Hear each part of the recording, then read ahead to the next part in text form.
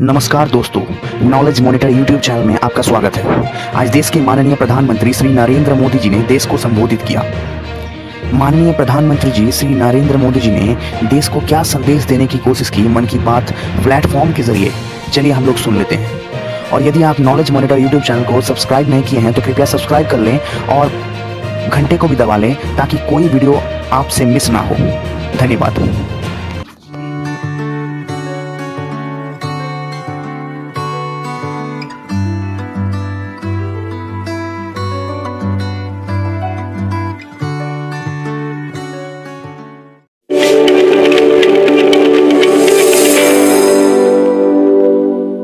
मेरे प्यारे देशवासियों, नमस्कार। आप सब लॉकडाउन में इस मन की बात को सुन रहे हैं। इस मन की बात के लिए आने वाले सुझाव, फोन कॉल की संख्या सामान्य रूप से कई गुना ज्यादा है। कई सारे विषयों को अपने अंदर समेट आपकी यह मन की बातें मेरे तक पहुंची हैं। मैंने कोशिश की है कि इनको ज्यादा से ज्यादा पढ़ पाऊं, सुन पाऊं। आपकी बातों से कई ऐसे पहलू जानने को मिले हैं जिन पर इस आपाधापी में ध्यान ही नहीं जाता है। मेरा मन करता है कि युद्ध के बीच हो रही इस मन की बात में उन्हीं कुछ पहलुओं को आप सभी देशवासियों के साथ बांटूं।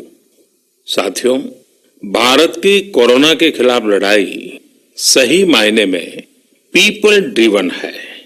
भारत में कोरोना के खिलाफ लड़ाई जनता लड़ रही है, आप लड़ रहे हैं। जनता के साथ मिलकर शासन प्रशासन लड़ रहा है। भारत जैसा विशाल देश जो विकास के लिए प्रयत्नशील है, गरीबी से निर्णायक लड़ाई लड़ रहा है। उसके पास कोरोना से लड़ने और जीतने का यही एक तरीका है। और हम भाग्यशाली हैं कि आज पूरा देश का हर नागरिक, जन जन इस लड़ाई का सिपाही है, लड़ाई का नेतृत्व कर रहा है। आप कहीं भी नजर डालिए, आपको एहसास हो जाएगा कि भारत की लड़ाई पीपल ड्रिवन है। जब पूरा विश्व इस महामारी के संकट से जूझ रहा है, भविष्य में जब इसकी चर्चा होगी, उसकी तौर तरीकों की चर्चा होगी, मुझे विश्वास है कि भारत की ये पीपल ड्रिवन लड़ाई, इसकी जरूर चर्चा होगी। पूरे देश में, गली मोहल्लों में, जगह जगह पर आज लोग एक दूसरे की सहायता के लिए आगे आए हैं। गरीबों के लिए खाने से लेकर राशन की व्यवस्था हो, लॉकडाउन का पालन हो, अस्पतालों की व्यवस्था हो, मेडिकल इक्विपमेंट का देश में ही निर्माण हो। आज पूरा देश एक लक्ष्य, एक दिशा, साथ साथ चल रहा है। ताली, थाली, दिया, मोमबत्ती, इन सारी चीजों ने जो भावनाओं को जन्म दिया, जिस जज्बे से देशवासियों ने कुछ न कुछ करने की ठान ली, हर किसी को इन बातों ने प्रेरित किया है। शहर हो या गांव, ऐसा लग रहा है जैसे देश में एक बहुत बड़ा महायज्ञ चल रहा है, जिसमें हर कोई अपना योगदान देने के लिए आतुर है। हमारे किसान भाई बहनों को ही देखिए, एक तरफ वो इस महामारी के बीच अपने खेतों में दिन रात मेहनत कर रहे हैं और इस बात की भी चिंता कर रहे हैं कि देश में कोई भी भूखा न सोए। हर कोई अपने सामर्थ्य के हिसाब से इस लड़ाई को लड़ रहा है। कोई किराया माफ कर रहा है तो कोई अपनी पूरी पेंशन या पुरस्कार में मिली राशि को पीएम कैश में जमा करा रहा है। कोई खेत की सारी सब्जियां दान दे रहा है तो कोई हर रोज सैकड़ों गरीबों को मुफ्त भोजन करा रहा है। कोई मास्क बना रहा है। कहीं हमारे मजदूर भाई बहन क्वारंटीन में रहते हुए जिस स्कूल में रह रहे हैं, उसकी रंगाई पुताई कर रहे हैं। साथियों, दूसरों की मदद के लिए आपके भीतर हृदय के किसी कोने में जो ये उमड़ता घुमड़ता भाव है ना, वही कोरोना के खिलाफ भारत की इस लड़ाई को ताकत दे रहा है। वही इस लड़ाई को सच्चे मायने में पीपल ड्रिवन बना रहा है। और हमने देखा है पिछले कुछ साल में हमारे देश में यह मिजाज बना है, निरंतर मजबूत होता रहा है। चाहे करोड़ों लोगों का गैस सब्सिडी छोड़ना हो, लाखों सीनियर सिटीजन का रेलवे सब्सिडी छोड़ना हो, स्वच्छ भारत अभियान का नेतृत्व लेना हो, टॉयलेट बनाने हो, अनगिनत बातें ऐसी है। इन सारी बातों से पता चलता है हम सबको एक मन, एक मजबूत धागे से पिरो दिया है, एक होकर देश के लिए कुछ करने की प्रेरणा दी है। मेरे प्यारे देशवासियों, मैं पूरी नम्रता पूर्वक, बहुत ही आदर के साथ आज 130 करोड़ देशवासियों की इस भावना को सर झुका करके नमन करता हूं। आप अपनी भावना के अनुरूप देश के लिए अपनी रुचि के हिसाब से, अपने समय के अनुसार कुछ कर सके, इसके लिए सरकार ने एक डिजिटल प्लेटफॉर्म भी तैयार किया है। ये प्लेटफॉर्म है covidwarriors.gov.in। मैं दोबारा बोलता हूं, covidwarriors.gov.in। सरकार ने इस प्लेटफॉर्म के माध्यम से तमाम सामाजिक संस्थाओं के वॉलेंटियर्स, सिविल सोसाइटी के प्रतिनिधि और स्थानीय प्रशासन को एक दूसरे से जोड़ दिया है। बहुत ही कम समय में इस पोर्टल से 1.25 करोड़ लोग जुड़ चुके हैं। इनमें डॉक्टर, नर्सिस से लेकर हमारी आशा, एएनएम बहनें, हमारे एनसीसी, एनएसएस के साथी, अलग अलग फील्ड के तमाम प्रोफेशनल्स, उन्होंने इस प्लेटफॉर्म को अपना प्लेटफॉर्म बना लिया है। ये लोग स्थानीय स्तर पर क्राइसिस मैनेजमेंट प्लान बनाने वालों में और उसकी पूर्ति में भी बहुत मदद कर रहे हैं। आप भी covidwarriors.gov.in से जुड़कर देश की सेवा कर सकते हैं, कोविड वॉरियर बन सकते हैं। साथियों, हर मुश्किल हालात, हर लड़ाई कुछ न कुछ सबक देती है, कुछ न कुछ सिखा करके जाती है, सीख देती है, कुछ संभावनाओं के मार्ग बनाती है और कुछ नई मंजिलों की दिशा भी देती है। इस परिस्थिति में आप सब देशवासियों ने जो संकल्प शक्ति दिखाई है, उससे भारत में एक नए बदलाव की शुरुआत भी हुई है। हमारे बिजनेस, हमारे दफ्तर, हमारे शिक्षण संस्थान, हमारा मेडिकल सेक्टर, हर कोई तेजी से नए तकनीकी बदलावों की तरफ भी बढ़ रहे हैं। टेक्नोलॉजी के फ्रंट पर तो वाकई ऐसा लग रहा है कि देश का हर इनोवेटर नई परिस्थितियों के मुताबिक कुछ न कुछ नया निर्माण कर रहा है। साथियों, देश जब एक टीम बनकर के काम करता है तब क्या कुछ होता है, ये हम अनुभव कर रहे हैं। आज केंद्र सरकार हो, राज्य सरकार हो, इनका हर एक विभाग और संस्थान राहत के लिए मिलजुल करके पूरी स्पीड से काम कर रहे हैं। हमारे एविएशन सेक्टर में काम कर रहे लोग हों, रेलवे कर्मचारी हो, ये दिन रात मेहनत कर रहे हैं ताकि देशवासियों को कम से कम समस्या हो। आप में से शायद बहुत लोगों को मालूम होगा कि देश के हर हिस्से में दवाइयों को पहुंचाने के लिए लाइफलाइन उड़ान नाम से एक विशेष अभियान चल रहा है। हमारे इन साथियों ने इतने कम समय में देश के भीतर ही 3 लाख किलोमीटर की हवाई उड़ान भरी है और 500 टन से अधिक मेडिकल सामग्री देश के कोने कोने में आप तक पहुंचाया है।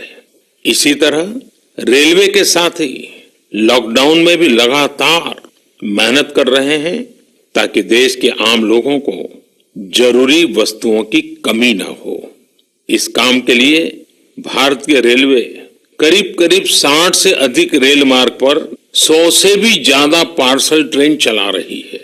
इसी तरह दवाओं की आपूर्ति में हमारे डाक विभाग के लोग बहुत अहम भूमिका निभा रहे हैं। हमारे ये सभी साथी सच्चे अर्थ में कोरोना के वॉरियर ही हैं। साथियों, प्रधानमंत्री गरीब कल्याण पैकेज के तहत गरीबों के अकाउंट में पैसे सीधे ट्रांसफर किए जा रहे हैं। वृद्धावस्था पेंशन जारी की गई है। गरीबों को 3 महीने के मुफ्त गैस सिलेंडर, राशन जैसी सुविधाएं भी दी जा रही हैं। इन सब कामों में सरकार के अलग अलग विभागों के लोग, बैंकिंग सेक्टर के लोग एक टीम की तरह दिन रात काम कर रहे हैं।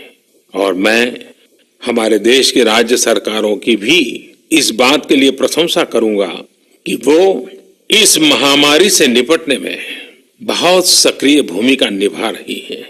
स्थानीय प्रशासन, राज्य सरकारें जो जिम्मेदारी निभा रही हैं, उसकी कोरोना के खिलाफ लड़ाई में बहुत बड़ी भूमिका है। उनका ये परिश्रम बहुत प्रशंसनीय है। मेरे प्यारे देशवासियों, देश भर से स्वास्थ्य सेवाओं से जुड़े लोगों ने अभी हाल ही में जो अध्यादेश लाया गया है, उस पर अपना संतोष व्यक्त किया है। इस अध्यादेश में कोरोना वॉरियर्स के साथ हिंसा, उत्पीड़न और उन्हें किसी रूप में चोट पहुंचाने वालों के खिलाफ बेहद सख्त सजा का प्रावधान किया गया है। हमारे doctor, nurses, paramedical staff, community health workers और ऐसे सभी लोग जो देश को कोरोना मुक्त बनाने में दिन रात जुटे हुए हैं, उनकी रक्षा करने के लिए ये कदम बहुत जरूरी था। मेरे प्यारे देशवासियों, हम सब अनुभव कर रहे हैं कि महामारी के खिलाफ इस लड़ाई के दौरान हमें अपने जीवन को, समाज को, हमारे आसपास हो रही घटनाओं को एक फ्रेश नजरिए से देखने का अवसर भी मिला है। समाज के नजरिए में भी व्यापक बदलाव आया है। आज अपने जीवन से जुड़े हर व्यक्ति की अहमियत का हमें आभास हो रहा है। हमारे घर में काम करने वाले लोग हो, हमारी जरूरतों को पूरा करने के लिए काम करने वाले हमारे सामान्य कामगार हो, पड़ोस की दुकानों में काम करने वाले लोग हो, इन सब की कितनी बड़ी भूमिका है, हमें ये अनुभव हो रहा है। इसी तरह जरूरी सेवाओं की डिलीवरी करने वाले लोग, मंडियों में काम करने वाले हमारे मजदूर भाई बहन, हमारे आस पड़ोस के ऑटो चालक, रिक्शा चालक, आज हम अनुभव कर रहे हैं कि इन सब के बिना हमारा जीवन कितना मुश्किल हो सकता है। आजकल सोशल मीडिया में हम सब लोग लगातार देख रहे हैं कि लॉकडाउन के दौरान लोग अपने इन साथियों को न सिर्फ याद कर रहे हैं, उनकी जरूरतों का ध्यान रख रहे हैं, बल्कि उनके बारे में बहुत सम्मान से लिख भी रहे हैं।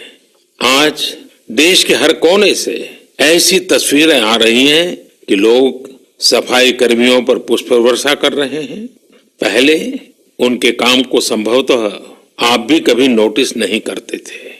डॉक्टर हो, सफाई कर्मी हो, अन्य सेवा करने वाले लोग हो, इतना ही नहीं, हमारी पुलिस व्यवस्था को लेकर भी आम लोगों के सोच में काफी बदलाव हुआ है। पहले पुलिस के विषय में सोचते ही नकारात्मकता के सिवाय हमें कुछ नजर नहीं आता था। हमारे पुलिसकर्मी आज गरीबों, जरूरतमंदों को खाना पहुंचा रहे हैं, दवा पहुंचा रहे हैं। जिस तरह से हर मदद के लिए पुलिस सामने आ रही है, इससे पुलिसिंग का मानवीय और संवेदनशील पक्ष हमारे सामने उभर करके आया है, हमारे मन को झकझोर दिया है, हमारे दिल को छू लिया है। एक ऐसा अवसर है जिसमें आम लोग पुलिस से भावात्मक तरीके से जुड़ रहे हैं। हमारे पुलिस कर्मियों ने इसे जनता की सेवा के एक अवसर के रूप में लिया है और मुझे पूरा विश्वास है इन घटनाओं से आने वाले समय में सच्चे अर्थ में बहुत ही सकारात्मक बदलाव आ सकता है और हम सब ने इस सकारात्मकता को कभी भी नकारात्मकता के रंग से रंगना नहीं है। साथियों, हम अक्सर सुनते हैं प्रकृति, विकृति और संस्कृति। इन शब्दों को एक साथ देखें और इसके पीछे के भाव को देखें तो आपको जीवन को समझने का भी एक नया द्वार खुलता हुआ दिखेगा। अगर मानव प्रकृति की चर्चा करें तो ये मेरा है, मैं इसका उपयोग करता हूं। इसको और इस भावना को बहुत स्वाभाविक माना जाता है, किसी को इसमें कोई ऐतराज नहीं होता। इसे हम प्रकृति कह सकते हैं। लेकिन जो मेरा नहीं है, जिस पर मेरा हक नहीं है, उसे मैं दूसरे से छीन लेता हूं, उसे छीनकर उपयोग में लाता हूं, तो हम इसे विकृति कह सकते हैं। इन दोनों से परे, प्रकृति और विकृति से ऊपर जब कोई संस्कारित मन सोचता है या व्यवहार करता है तो हमें संस्कृति नजर आती है। जब कोई अपने हक की चीज, अपनी मेहनत से कमाई चीज, अपने लिए जरूरी चीज कम हो या अधिक, इसकी परवाह किए बिना किसी व्यक्ति की जरूरत को देखते हुए खुद की चिंता छोड़कर अपने हक के हिस्से को बांट करके किसी दूसरे की जरूरत पूरी करता है, वही तो संस्कृति है। साथियों, जब कसौटी का काल होता है तब इन गुणों का परीक्षण होता है। आपने पिछले दिनों देखा होगा कि भारत ने अपने संस्कारों के अनुरूप, हमारी सोच के अनुरूप, हमारी संस्कृति का निर्वहन करते हुए कुछ फैसले लिए। संकट की इस घड़ी में दुनिया के लिए भी, समृद्ध देशों के लिए भी दवाइयों का संकट बहुत ज्यादा रहा है। एक ऐसा समय है कि अगर भारत दुनिया को दवाइयां न भी दे तो कोई भारत को दोषी नहीं मानता। हर देश समझ रहा है कि भारत के लिए भी उसकी प्राथमिकता अपने नागरिकों का जीवन बचाना है। लेकिन साथियों, भारत ने प्रकृति विकृति की सोच से परे होकर फैसला लिया। भारत ने अपनी संस्कृति के अनुरूप फैसला लिया।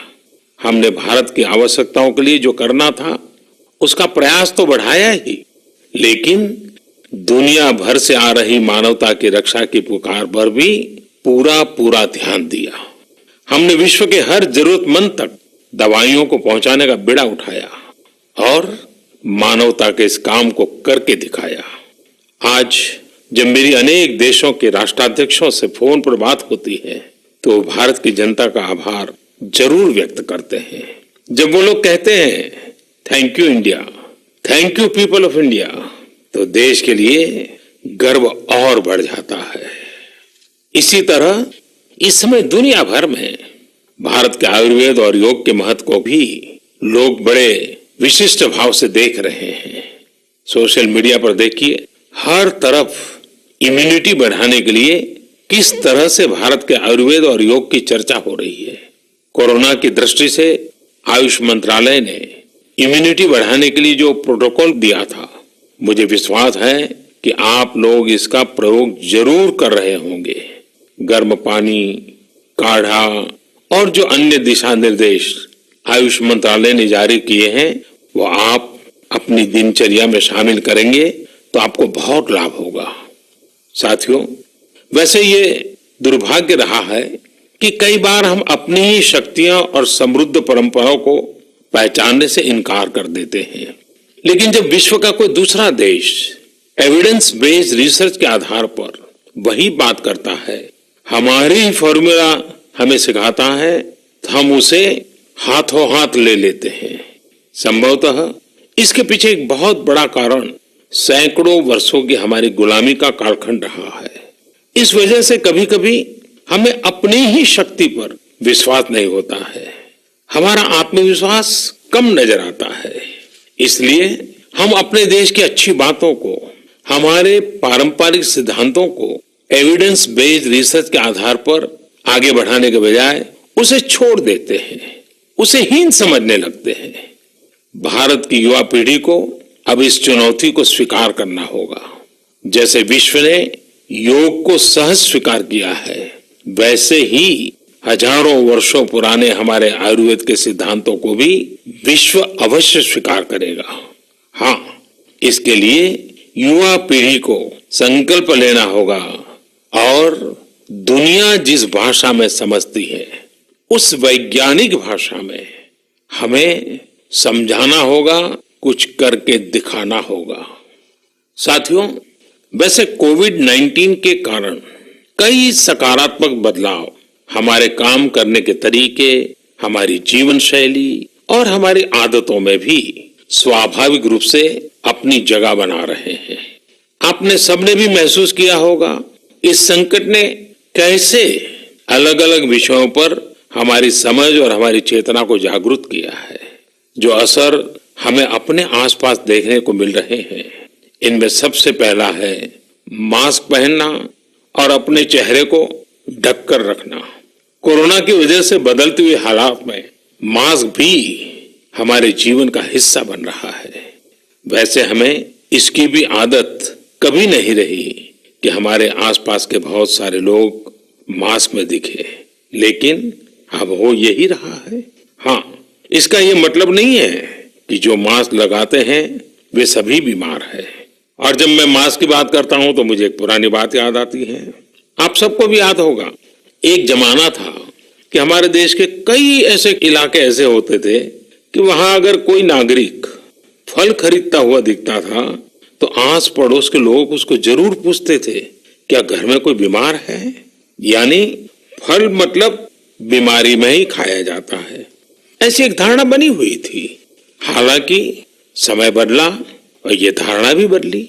वैसे ही मास्क को लेकर भी धारणा अब बदलने वाली ही है। आप देखिएगा, मास्क अब सभ्य समाज का प्रतीक बन जाएगा। अगर बीमारी से खुद को बचना है और दूसरों को भी बचाना है तो आपको मास्क लगाना पड़ेगा। और मेरा तो सिंपल सुझाव रहता है, गमछा मुंह ढकना है। साथियों, हमारे समाज में एक और बड़ी जागरूकता ये आई है कि अब सभी लोग ये समझ रहे हैं कि सार्वजनिक स्थानों पर थूकने के क्या नुकसान हो सकते हैं। यहां वहां कहीं पर भी थूक देना गलत आदतों का हिस्सा बना हुआ था। ये स्वच्छता और स्वास्थ्य को गंभीर चुनौती भी देता था। वैसे एक तरह से देखें तो हम हमेशा इस बुरी आदत को हमेशा हमेशा के लिए खत्म कर दिया जाए। कहते भी हैं कि बेटर लेट देन नेवर। तो देर भले हो गई हो, लेकिन अब ये थूकने की आदत छोड़ देनी चाहिए। ये बातें जहां बेसिक हाइजीन का स्तर बढ़ाएंगी, वहीं कोरोना संक्रमण को फैलने से रोकने में भी मदद करेगी। मेरे प्यारे देशवासियों, ये सुखद संयोग ही है कि आज जब आपसे मैं मन की बात कर रहा हूं तो अक्षय तृतीया का पवित्र पर्व भी है। साथियों, क्षय का अर्थ होता है विनाश, लेकिन जो कभी नष्ट नहीं हो, जो कभी समाप्त नहीं हो, वो अक्षय है। अपने घरों में हम सब इस पर्व को हर साल मनाते हैं, लेकिन इस साल हमारे लिए इसका विशेष महत्व है। आज के कठिन समय में यह एक ऐसा दिन है जो हमें याद दिलाता है कि हमारी आत्मा, हमारी भावना अक्षय है। यह दिन हमें याद दिलाता है कि चाहे कितनी भी कठिनाइयां रास्ता रोके, चाहे कितनी भी आपदाएं आए, चाहे कितनी भी बीमारियों का सामना करना पड़े, इनसे लड़ने और जूझने की मानवीय भावनाएं अक्षय है। माना जाता है कि यही वो दिन है जिस दिन भगवान श्री कृष्ण और भगवान सूर्यदेव के आशीर्वाद से पांडवों को अक्षय पात्र मिला था। अक्षय पात्र यानी एक ऐसा बर्तन जिसमें भोजन कभी समाप्त नहीं होता है। हमारे अन्नदाता किसान हर परिस्थिति में देश के लिए, हम सब के लिए इसी भावना से परिश्रम करते हैं। इन्हीं के परिश्रम से आज हम सब के लिए, गरीबों के लिए देश के पास अक्षय अन्न भंडार है। इस अक्षय तृतीया पर हमें अपने पर्यावरण, जंगल, नदियां और पूरे इकोसिस्टम के संरक्षण के बारे में भी सोचना चाहिए, जो हमारे जीवन में महत्वपूर्ण भूमिका निभाते हैं। अगर हम अक्षय रहना चाहते हैं तो हमें पहले यह सुनिश्चित करना होगा कि हमारी धरती अक्षय रहे। क्या आप जानते हैं कि अक्षय तृतीया का यह पर्व दान की शक्ति यानी पावर ऑफ गिविंग का भी एक अवसर होता है। हम हृदय की भावना से जो कुछ भी देते हैं वास्तव में महत्व उसी का होता है। यह बात महत्वपूर्ण नहीं है कि हम क्या देते हैं और कितना देते हैं। संकट के इस दौर में हमारा छोटा सा प्रयास हमारे आसपास के बहुत से लोगों के लिए बहुत बड़ा संबल बन सकता है। साथियों, जैन परंपरा में भी एक पर्व के रूप में मनाता है और इसलिए ये समझना आसान है कि क्यों इस दिन को लोग किसी भी शुभ कार्य को प्रारंभ करना पसंद करते हैं। चूंकि आज कुछ नया शुरू करने का दिन है, तो ऐसे में क्या हम सब मिलकर अपने प्रयासों से अपनी धरती को अक्षय और अविनाशी बनाने का संकल्प ले सकते हैं? साथियों, आज भगवान बसवेश्वर जी की भी जयंती है। ये मेरा सौभाग्य रहा है कि मुझे भगवान बसवेश्वर की स्मृतियां और उनके संदेश से बार बार जुड़ने का, सीखने का अवसर मिला है। देश और दुनिया में भगवान बसवेश्वर के सभी अनुयायियों को उनकी जयंती पर बहुत बहुत शुभकामनाएं। साथियों, रमजान का भी पवित्र महीना शुरू हो चुका है। जब पिछली बार रमजान मनाया गया था तो किसी ने सोचा भी नहीं था कि इस बार रमजान में इतनी बड़ी मुसीबतों का भी सामना करना पड़ेगा।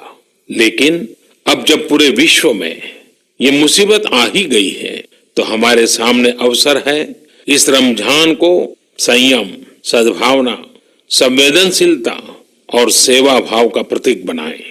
इस बार हम पहले से ज्यादा इबादत करें ताकि ईद आने से पहले दुनिया कोरोना से मुक्त हो जाए और हम पहले की तरह उमंग और उत्साह के साथ ईद मनाएं।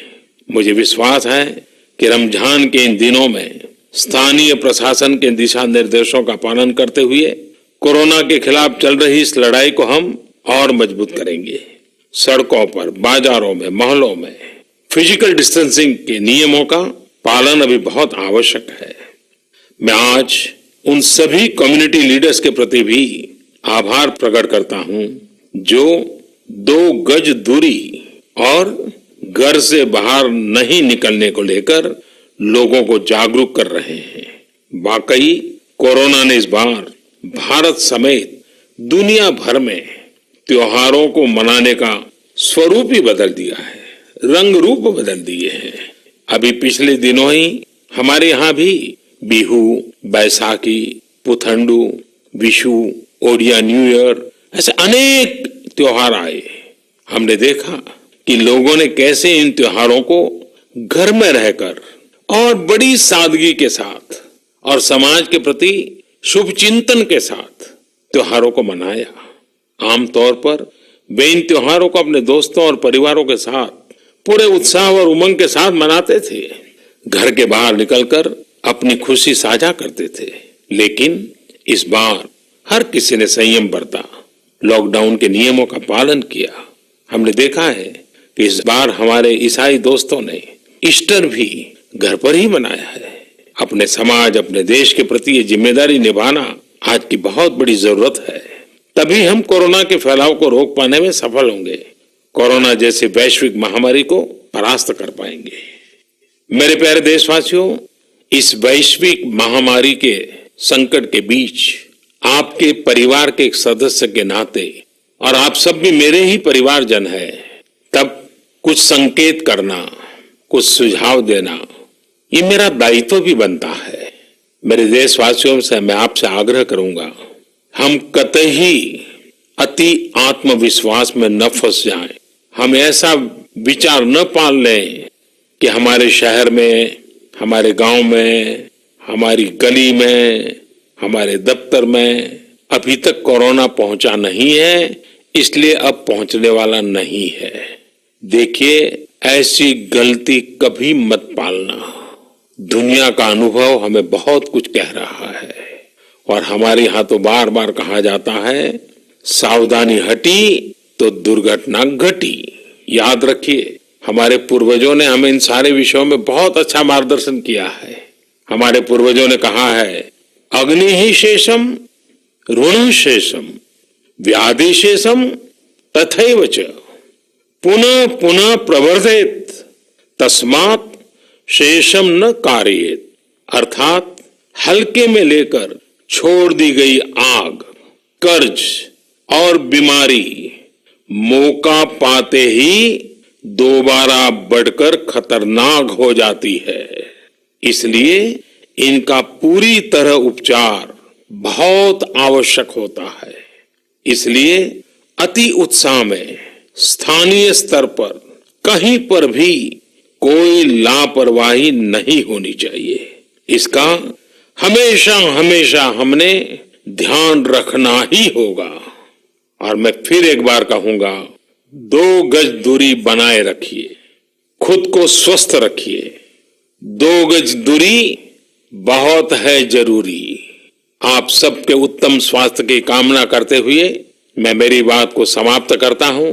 अगली मन की बात के समय जब मिले तब इस वैश्विक महामारी से कुछ मुक्ति की खबरें दुनिया भर से आए, मानव जात इन मुसीबतों से बाहर आए, इसी प्रार्थना के साथ आप सबका बहुत बहुत धन्यवाद।